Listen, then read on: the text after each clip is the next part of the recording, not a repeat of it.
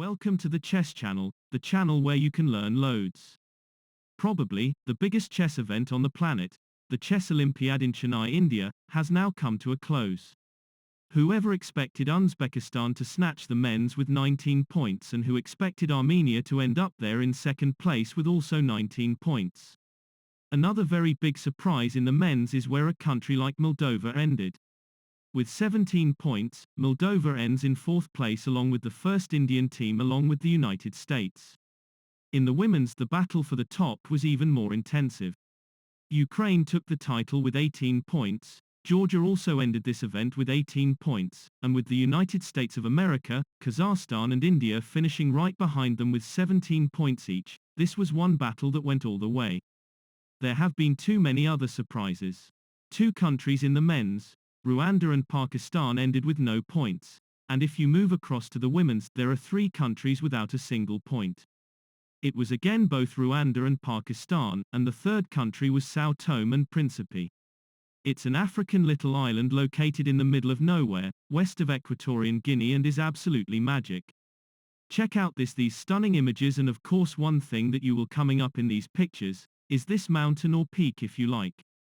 It's not actually a mountain, but do dig in further and you will find what this thing coming out of the ground actually is.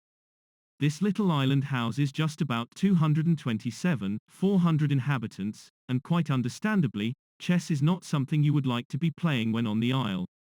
The name of the island is Portuguese and its English translation is St. Thomas blah blah blah, and I nearly forgot this channel is devoted to chess. But since education is part of the game, on the island they do speak Portuguese. Just like they do in Brazil, Mozambique, Angola, East Timor, etc. etc. I apologize for this deviation. Coming back to the event in Chennai, some players never lost a single game. Amongst the men, Kama was one, Magnus Carlsen was another, Wesley So is yet another player, and also Vidit, Nihal, Giri Abdusattorov, Theodoru, and the list goes on and on. Other very strong grandmasters disappointed themselves big time. Sticking only to the American team, Caruana for example, was able to find his way to victory as late as round 9. If his performance was under par, Levon Aronian's case is even more extreme. With a single win under his belt, how would a player who is ranked as the third highest actually feel? To date, we have produced 14 games, and anyone you look at, there is something to take away with you. Losing no time whatsoever, this had to be one of the most important game of the entire Olympiad, and for two countries in particular. One is Uzbekistan and two the Netherlands. We shall explain later. One game we are going to look at is that between Max Warmerdam and Vakhidov Jakhongir, which for simplicity reasons we shall be abbreviating to Jack. This game also produced a rare, or if you like a regular gambit, the Lutikov. In order to keep it up, I will notch it down by just a tiny bit. Max White went for 1e4, Jack deploys the Sicilian, and with knight f3 and knight c6. This is how Max continues. It's another Rossolimo, which is one of the most popular developments at high-end events. Via this opening, Max castles, there comes the bishop. And with this push to c3, Jack goes on to introduce his kingside knight. Does this look like a gambit to you? The man who is behind the Lutikov Gambit is Lutikov himself, and is the same Lutikov who played against Tal back in the day in 1964. That encounter did bring up the Elephant Gambit, which is one gambit everyone should really know.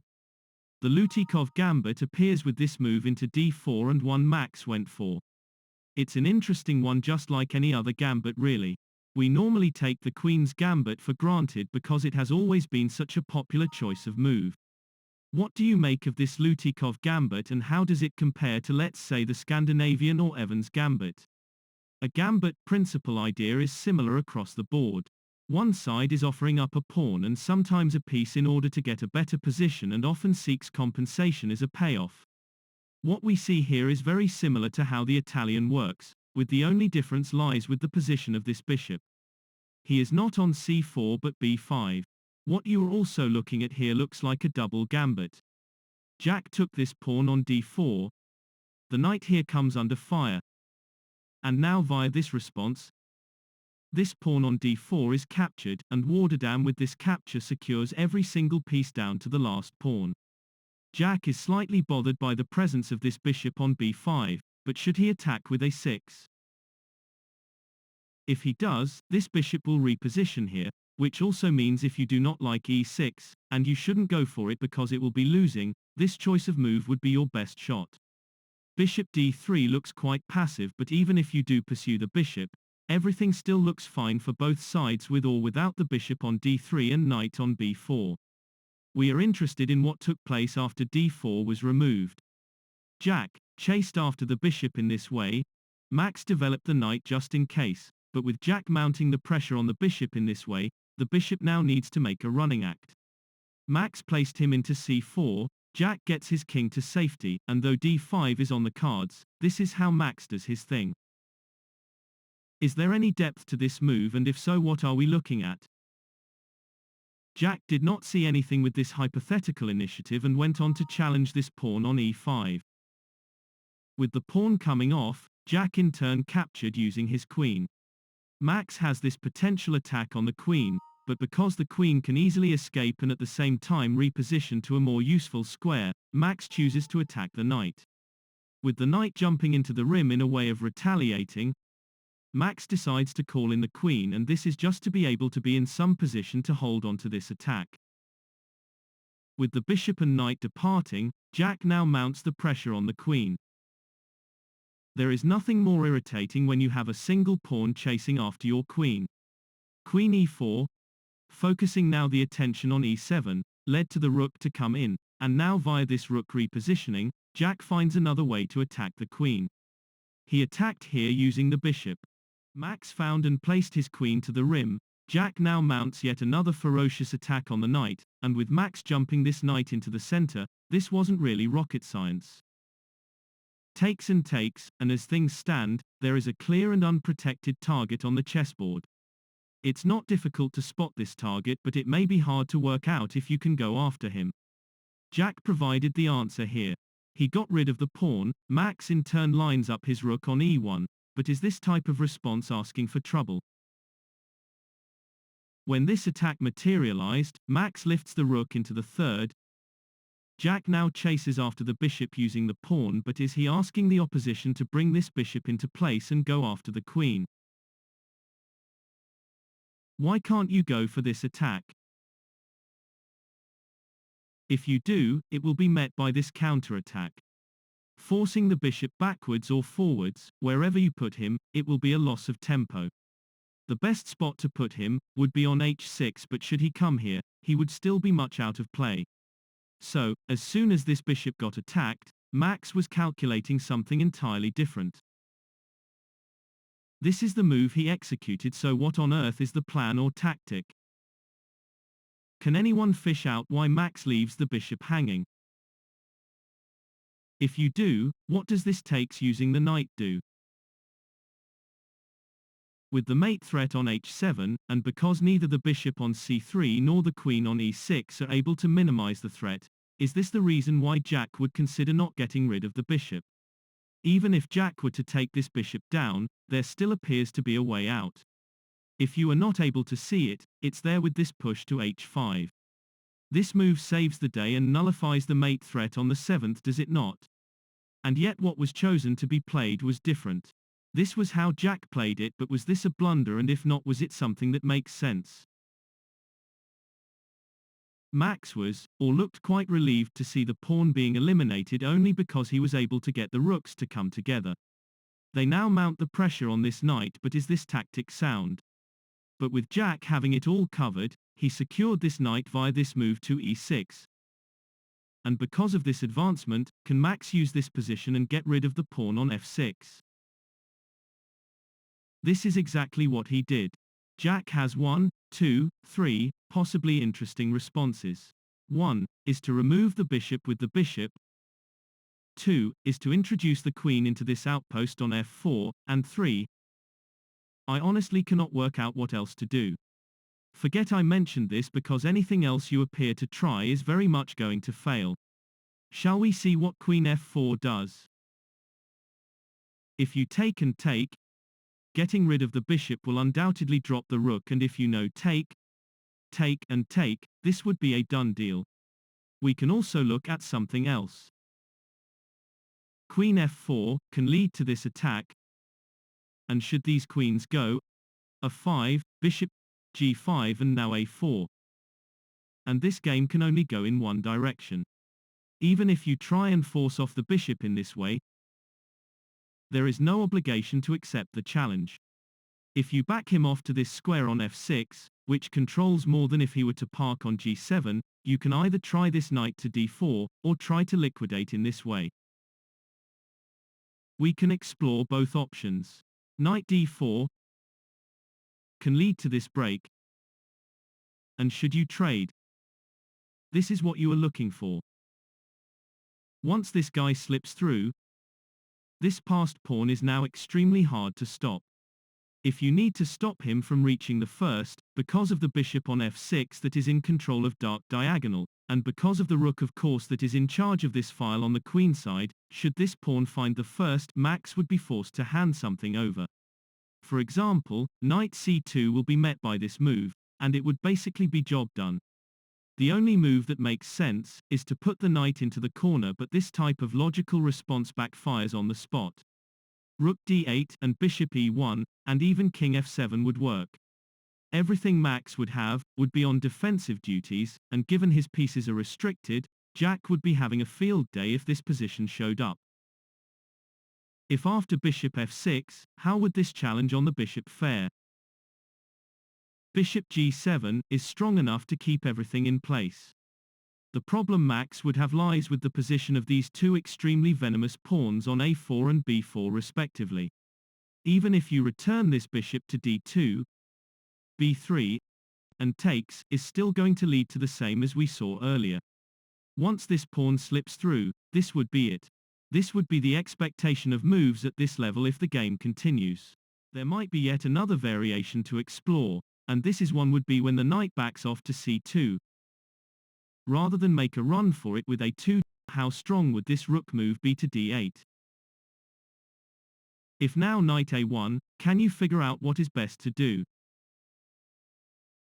This is what you are looking to achieve. If you discover this hidden gem, if the knight is removed, once the rooks depart, the compensation comes down to this bishop takes knight, and the job would be done. How? Rook d1, back off the bishop, and this passed pawn on a3 is now unstoppable. If after knight f4, the rook on d8 is taken, with this rook additionally going, this knight on f4 cannot be removed. Knight c2 for example runs into this incoming check. And if you go king f1, this is what you need. If after the rook on d8 is eliminated, the absolute best move to roll out would be this king move. But this comes at a cost too. Take the knight, and as soon as this knight drops, get rid of the bishop. And even this pawn on a3 cannot be touched. If you do get rid of him, this is how you would pay, and this would be it. If after the bishop departs from d2 you chase after knight h3, and king g2, is going to drop this pawn. And though there would be a discovery on its way, what Max would get is this pawn on a3. This variation does go on. King f3, and knight takes, and not only the king is now fully exposed, but with this inequality on the board, it is suffice to say, Max would be hopeless. All what we saw would or could have happened if the bishop on f6 is traded or the queen finds this outpost on f4. However, when it came to this position, we know what Jack does. He got rid of the bishop. This bishop on f6 is additionally removed. And there is a nice and straightforward approach to the game. Can you find it? What does Jack do here and how does he gain from this position? This is what he does. It's not that hard to discover, but it is nevertheless a quite effective and direct approach. When the queen came off, Jack eliminates the queen from f6 too. Rook d6 was followed by this attack.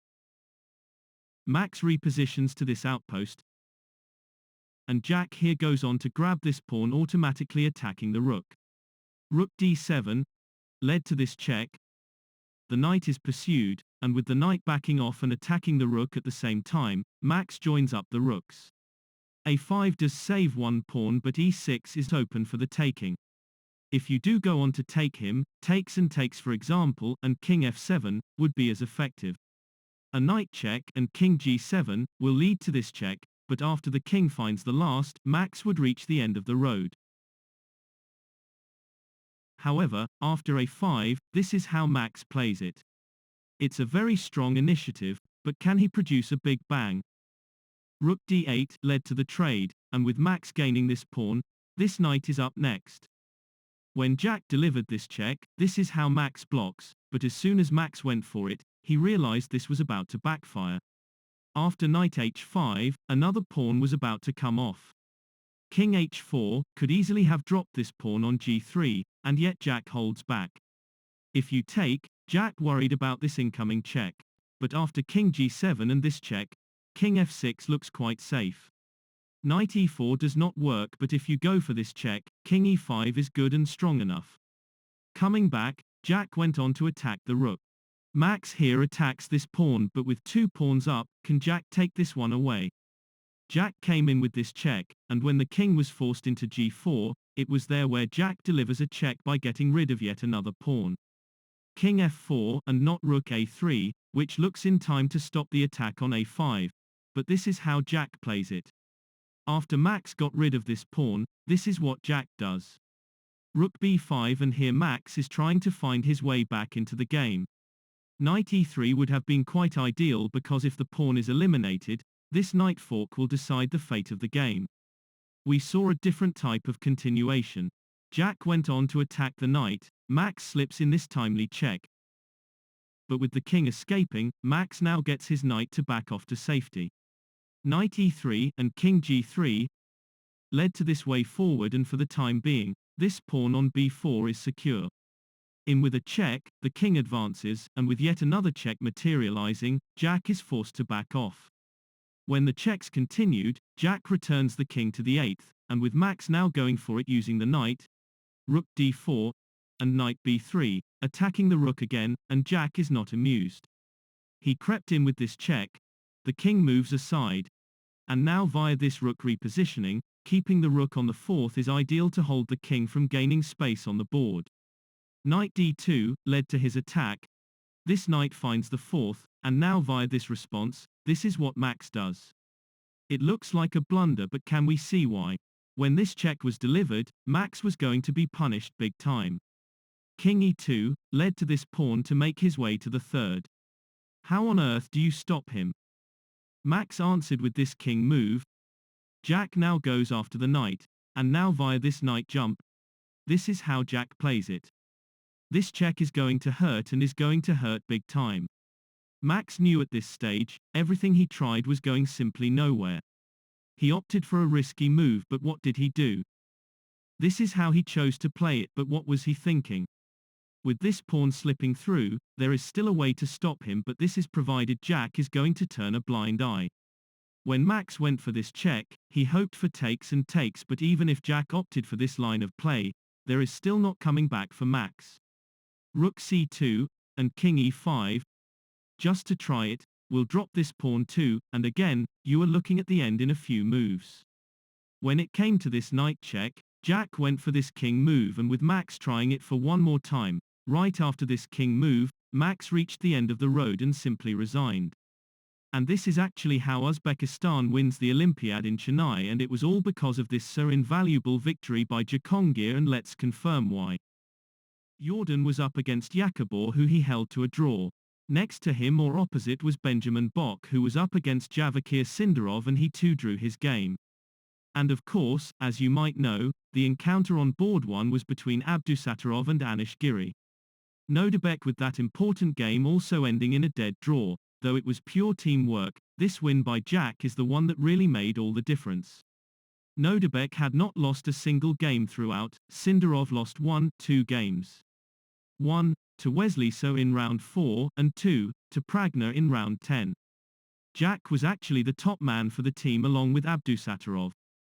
Jack was the man who got this country to win the 2022 Chess Olympiad with this invaluable win over Max, but as we said earlier, this was purely a collective team effort. Abdusattorov's performance in this event was super. He took Fabi down in round 4, then he had beaten Gakesh in round 10 and of course took down 4 other players. With the exception of Sindarov, who is the youngest, and who lost 2 games and all, the team as a whole had done an outstanding job. Not only this, but winning the Olympiad in Chennai comes along as a gift because this day marks the country's independence. I talked about an island in the middle of nowhere, but do you know where this country is found on the world map? Uzbekistan is located above Turkmenistan and below Kazakhstan. It's this country in the middle highlighted by the red line around it. If you slightly tilt the map or the angle of the map, can you make out what type of animal the country resembles? Some see a parrot and others see a dinosaur. One thing for sure, the Caspian Sea also looks like something, but what comes to mind when you see it? You can provide your own comments in the appropriate section, and before I leave you, the thumbnail used today could not have fitted any better. Uzbekistan fully deserved this win, and it never came down to a single person. It was a team effort, but this game we saw today, the only decisive result in the battle between Uzbekistan and the Netherlands, is what made all difference. I sincerely hope you enjoyed it, and with video 15 out of the way, God bless and hope to see you soon.